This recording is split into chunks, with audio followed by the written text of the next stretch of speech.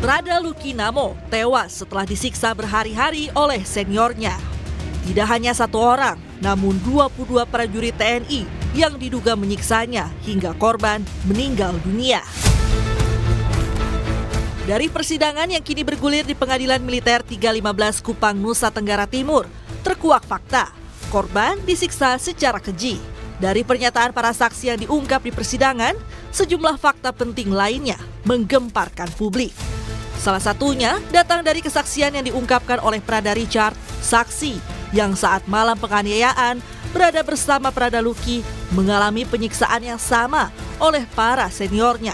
Setelah dia ini memerintahkan untuk mencari selang tapi tidak dapat selang. Terus sesampainya Umek ini Rio laki ke staf 1 membawa kabel. Terus itu kabelnya diambil dan izin berulang kali. Siap. Izin ke arah punggung semua. Dalam kasus ini, terdapat 22 tersangka anggota TNI di Batalion Teritorial Pembangunan 834 Waka Ngamere yang diadili di pengadilan militer. Terungkap para tersangka memiliki sejumlah peran, di antaranya penyiksaan dengan keji, penganiayaan yang terus berulang-ulang, ada pula tersangka yang menganiaya dalam kondisi mabuk, hingga lalai menghentikan penganiayaan yang menyebabkan kematian Prada Luki. Dalam persidangan lanjutan, saksi yang dihadirkan mengungkapkan Prada Luki sempat berkali-kali minta ampun saat dianiaya seniornya. Anggota Provos Pratu Petrus Canisius Wae dihadirkan sebagai saksi untuk menjelaskan peristiwa penganiayaan terhadap Prada Luki. Pratu Petrus menyebut salah satu terdakwa Pratu Abner Yeterson memukul Prada Luki. Saksi juga melihat terdakwa Letu Ahmad Faisal tidak menghentikan tindak kekerasan pada Prada Luki. Pratu Petrus juga mengungkap Prada Luki sempat berkali-kali meminta ampun, namun seniornya tidak menghentikan tindak kekerasan. Pratu Abner tadi mencambuk pakai selang. Siap. Ada terdakwa, melarang nggak terdakwa? Siap, izin tidak? Tidak, diam saja. Siap. Kalau menurut saksi, seorang Letnan 1 dengan jabatan Danki Siap. memerintahkan Pratu untuk berbuat itu, bisa nggak mencegah? Siap, izin kalau diperintahkan bisa. Bisa kan? Siap. Kalau ada orang teriak atau orang dipukul di situ, dengar nggak suara pukul? Mohon izin kami dengar. Dengar. Siap. Jadi di antara 4 orang tadi ini yang datang, ada nggak yang suara mukul-mukul, suara pukulan? Izin kami mendengar suara teriak. Hanya kami tidak melihat siapa yang pukul. Ya, teriak itu karena dipukul. Siap. Apa teriakannya? Izin bilang ampun. Ampun. Siap. Itu suara siapa yang saksi? Izin almarhum. Almarhum. Siap. Ya. Tapi saksi tidak melihat siapa yang mukul. Izin kami tidak melihat. Meski saksi Pratu Petrus Canisius Wae bersaksi dan memberikan keterangan yang memberatkan terdakwa, namun orang tua Prada Luki mengamuk karena saksi yang merupakan anggota Provos banyak memberikan keterangan tidak tahu. Saya akan ngomong terus.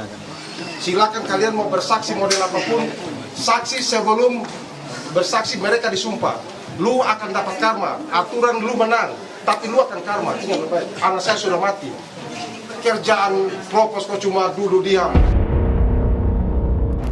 Namun, terdakwa kasus kematian Prada Luki Letu Ahmad Faisal menyangkal keterangan Pratu Petrus Canisius Wae, saksi yang merupakan anggota Provos dalam sidang pembuktian di Pengadilan Militer Kupang.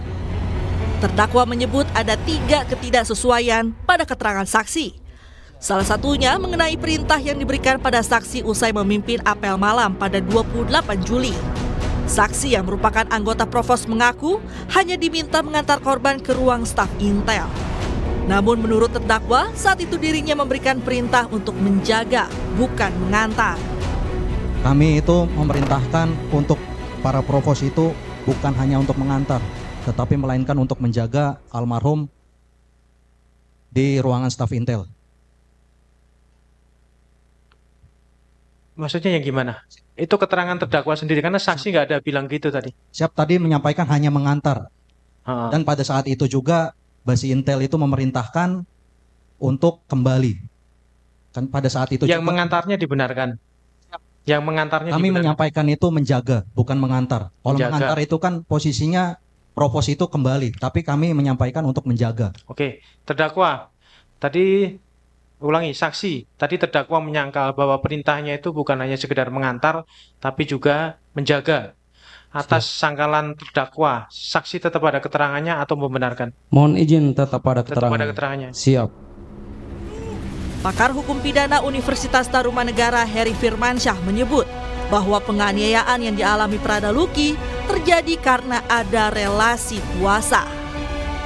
Menurut Heri, seharusnya atasannya saat itu bisa menghentikan penyiksaan yang terjadi, sehingga timbul akibat yang lebih parah, yakni kematian.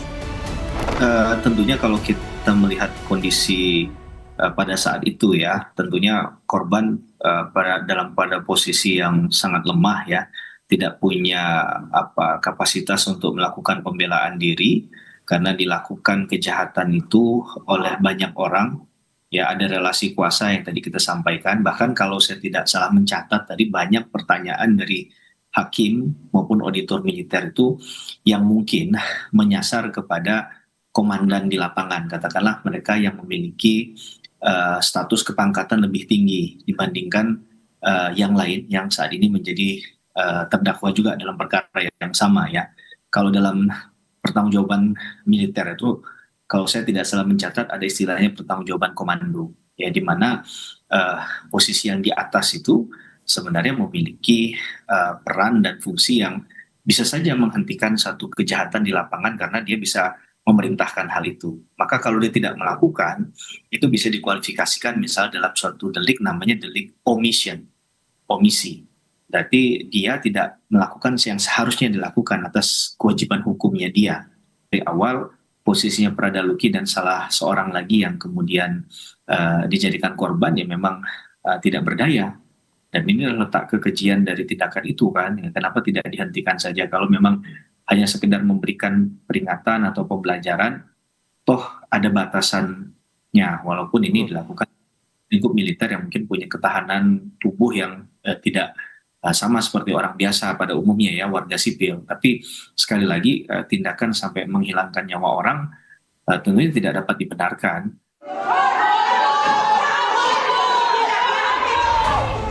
Persidangan ini semua bermula setelah Prada Luki Namo dilaporkan meninggal dunia pada 6 Agustus 2025 lalu setelah dirawat intensif selama 4 hari di Rumah Sakit Umum Air Ramo, Nusa Tenggara Timur. Awalnya, kematian Prada Luki disebut bagian dari pembinaan. Namun kebenaran jauh lebih kejam dari yang dikabarkan. Tangis ibu Prada Luki pun pecah di ruang sidang karena tak kuat mendengar anaknya disiksa hidup-hidup. Kata-kata para saksi ibaratkan pisau yang menembus hati seorang ibu. Sepriana, ibu Prada Luki memilih untuk tidak mendengar semua keterangan saksi karena tak kuat membayangkan anaknya menderita berhari-hari. Ibu Prada Luki meminta para pelaku dipecat dan dihukum maksimal sebab tewasnya Prada Luki masuk kategori pembunuhan berencana, bukan tewas karena dianiaya. Kami berharap hukuman itu hukuman yang seberat-beratnya. Karena ini bukan penganiayaan, tapi pembunuhan berencana.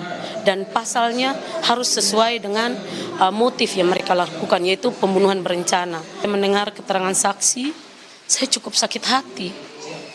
Di mana keterangan saksi itu menyatakan bahwa anak saya sudah meminta ampun berulang-ulang kali, tetapi pelaku tidak punya hati. Mereka tidak merasakan jeritan hati anak saya, teriakan anak saya, mereka tidak mendengarnya. Mereka tetap memukul, tetap menyiksa anak saya. Kini, seluruh mata tertuju pada ruang pengadilan militer, tempat di mana nasib para terdakwa akan ditentukan dan publik menanti apakah keadilan benar-benar akan berpihak. Meski bagi keluarga Prada Luki tidak ada hukuman yang mampu menghapus luka dan kehilangan. Namun putusan peradilan nantinya diharapkan jadi keadilan bagi Prada Luki agar beristirahat dalam damai. Tim Liputan Kompas TV.